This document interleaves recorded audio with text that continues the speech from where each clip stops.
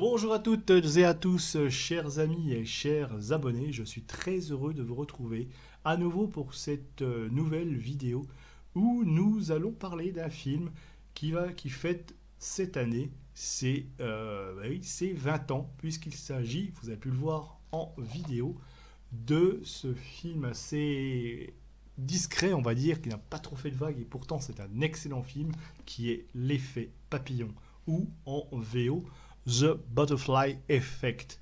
Butterfly Effect, ou L'Effet Papillon, c'est donc un film thriller, science-fiction, film fantastique, réalisé par deux cinéastes, qui sont Eric Brest et J. McKee-Gruber, avec au casting, alors au casting, je crois qu'il y a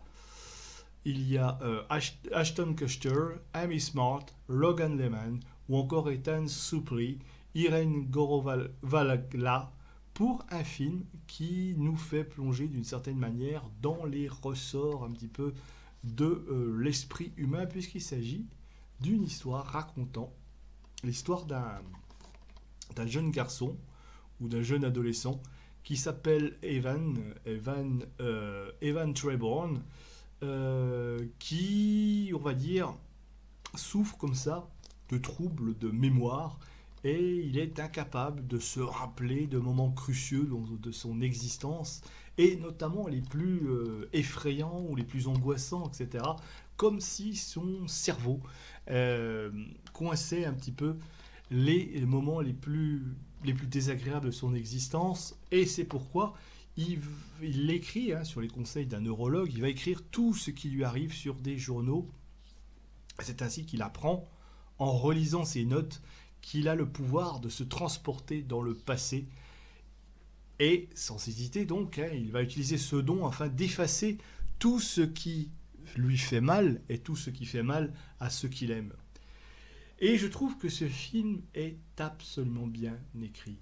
Alors peut-être que certains peut-être l'aiment pas, ou peut-être trouveront qu'il n'y a pas assez d'effets spéciaux, que c'est pas effrayant, etc. Mais je trouve que c'est très très bien écrit, parce que ça deux choses.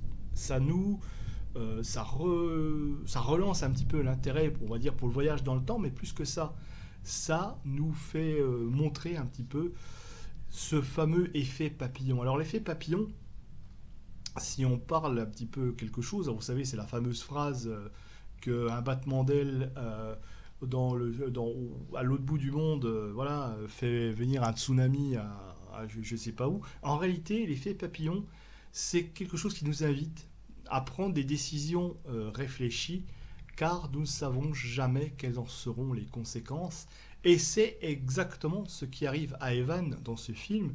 C'est que, dans leur vie, enfin sans spoiler, bon, ils ont subi un traumatisme. Il est amoureux d'une petite copine, et enfant, ils ont subi un traumatisme assez perturbant, puisque voilà, son père, voilà, l'homme où il va chez lui et puis qui s'occupe, réalise des films pédophiles en quelque sorte. Et voilà, c'est quelque chose de perturbant, quelque chose que lui-même, eh bien, il a voulu cacher. Mais il y a aussi avec l'histoire avec son père, enfin bon, bref, recherche quête du père, etc., etc. Bref, toutes ces choses que son esprit s'est inventé, c'est pareil d'un mur, d'une muraille comme ça pour oublier. Et à partir de là, eh bien, il va essayer toujours de recomposer sa vie pour essayer de changer son présent. Mais en changeant son présent, il change aussi. Il y a de nouvelles conséquences qui se mettent en place. Et c'est ça qui est important. Ce film nous montre, bien, que on a beau changer un petit peu sa vie, vouloir changer sa vie, parce qu'on se dit toujours, oui, si j'avais, ça doutait tous arriver. À un moment donné, on est sur la route, on regarde ce qu'on est, et puis on se dit, mais si j'avais à ce moment-là bifurqué sur le chemin, ou je serais allé dans un autre endroit, quelle serait devenue ma vie? Qu'est-ce que ça aurait été peut-être meilleur, ou est-ce que ça aurait été mieux? Oui, mais il y aurait eu d'autres conséquences, d'autres choses qui se sont mises en place. Et c'est un petit peu le concept aussi de toutes ce qu'on appelle les vies, les mondes parallèles quelque part. C'est-à-dire qu'il y a peut-être dans une autre dimension, dans une autre vie, peut-être moi qui fais autre chose, ou vous, etc. Et ainsi de suite. Et c'est un peu ça aussi l'effet papillon. Qu'est-ce que, à un moment donné, dans nos vies, dans nos chemins d'existence. Qu'est-ce qui fait qu'à un moment donné, eh bien, on bifurque vers autre chose et la manière dont on oriente nos vies a ses conséquences. Et c'est ce que découvre Evan dans ce film, c'est-à-dire qu'en voulant sauver ceux qu'il aime, en se voulant changer le présent, eh bien finalement, il va changer, il va mettre en place un autre présent où certes il va sauver celui ou celle qu'il aime, va la protéger, mais en faisant ça, eh bien il y a quelque chose d'autres conséquences qui vont se mettre en place et finalement, à contre-cœur et à regret, il va comprendre que pour vraiment que tout rentre dans l'ordre, il doit effacer, oublier définitivement le passé et d'où cette fin qui est absolument incroyable, que je vous laisse découvrir d'ailleurs, mais qui résume tout finalement. Avec ce fondement, ces deux êtres qui se croisent dans l'anonymat de New York, c'est absolument fabuleux. C'est vraiment un film qui est superbement bien écrit, et même s'il a plus de 20 ans, il se laisse voir toujours. L'histoire est magnifique, l'histoire est superbe, les acteurs jouent très bien. D'ailleurs, je ne sais pas ce qu'ils sont devenus après, etc.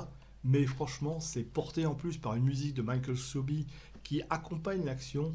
On est un petit peu dans le domaine de la psychologie, on est dans le domaine du subconscient, de l'inconscient. Ça relance l'intérêt pour une sorte de quelque part pour le voyage dans le temps parce qu'il suffisait voilà, il suffit juste de relire ses notes comme ça et puis changer sa vie ou revenir sur son passé.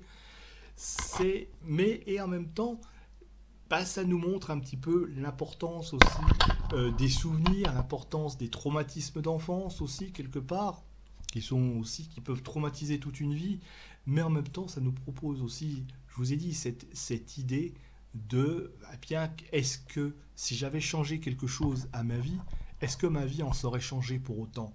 Est-ce que je serais là, quelque part? Oui, peut-être que ma vie serait meilleure, mais j'aurais pas gagné ce que j'ai gagné. C'est ça l'effet papillon. C'est que, en réalité, nous sommes toujours responsables de ce que nous faisons. Et chaque chose que nous faisons a ses conséquences.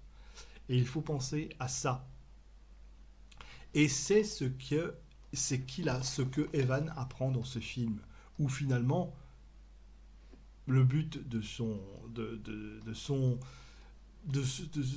histoire, c'est d'en apprendre beaucoup plus sur lui-même et de découvrir qui il est finalement, de découvrir sa vraie identité, de découvrir ce qu'a voulu lui cacher son père, de découvrir aussi voilà, qui était son père, mais aussi de montrer que malgré tout cela, l'amour qu'il porte sur cette fille, eh bien, c'est ce qui va engendrer des conséquences qu'il ne calcule pas. Et donc, la manière qu'il a de se sauver lui-même, c'est de sacrifier son propre amour, ou l'objet de son désir.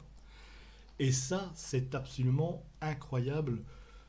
Et toujours aujourd'hui, l'histoire en fait quelque chose de solide et de bien écrit. C'est bien maîtrisé aussi dans sa mise en scène. Le moment où il passe comme ça un petit peu dans les souvenirs avec ce décor qui tremble, cette caméra qui tourne autour du personnage, cette manière dont il a de perdre du sang, comme si quelque part il évacuait quelque chose en lui. Et ça, la caméra le rend très bien. Bref, ce film est absolument prenant et même s'il fait 1h53, on ne les voit pas passer tellement le thème eh bien, nous passionne et à chaque fois on a envie de savoir ce qui va se passer dans cette vie, comment il va s'en sortir, comment eh bien, voilà, il tombe un petit peu de carré dans Scylla dans chaque aventure et à la fin voilà, finalement tout rentre dans l'ordre et c'est absolument incroyable la manière dont tout cela nous est raconté. Bref, vous l'avez deviné, c'est un film que je vous recommande. Si vous vous intéressez un petit peu à tous ces phénomènes psychologiques, tous ces phénomènes de l'inconscient, du subconscient, toutes ces théories sur voilà, l'effet papillon, sur les petites conséquences, sur les vies parallèles, sur les chemins qu'on mène, etc. Ce film est absolument incroyable à découvrir ou à redécouvrir si vous ne vous en souvenez plus. Oubliez l'effet Papillon 2, où il y a une suite, l'effet Papillon 2, qui est absolument complètement raté. Bref, ce film se suffit à lui-même. Alors, vous pouvez le trouver chez TF1 Édition, hein, aux éditions Film Export. Je sais pas s'il est sur une. Apparemment, Il se trouve sur d'autres plateformes aussi, hein. Il se trouve sur YouTube. Vous pouvez l'acheter sur YouTube. Il y a en canal VOD. Il est aussi il est à la carte sur Univers Ciné et aussi sur Apple TV, sur Amazon Prime et aussi en DVD comme je l'ai acheté là. C'est voilà, c'est pas, je sais pas si on peut l'appeler ça un grand film. C'est un petit film, une histoire franchement bien écrite et qui devrait un petit peu plaire à tous les amateurs de fantastique, de voyage dans le temps et de toutes ces théories sur un petit peu les mondes parallèles. Voilà, l'effet papillon 2024, 20 ans pour un film qui, je pense, aurait pu gagner quelques récompenses tellement il est bien fait. Sur ce, mes amis, eh bien, je vous souhaite un bon visionnage de ce film si vous ne l'avez pas encore vu. Merci d'avoir regardé cette vidéo, likez, partagez. On débat de ce film en commentaire. Et moi, je vous dis au revoir et à bientôt.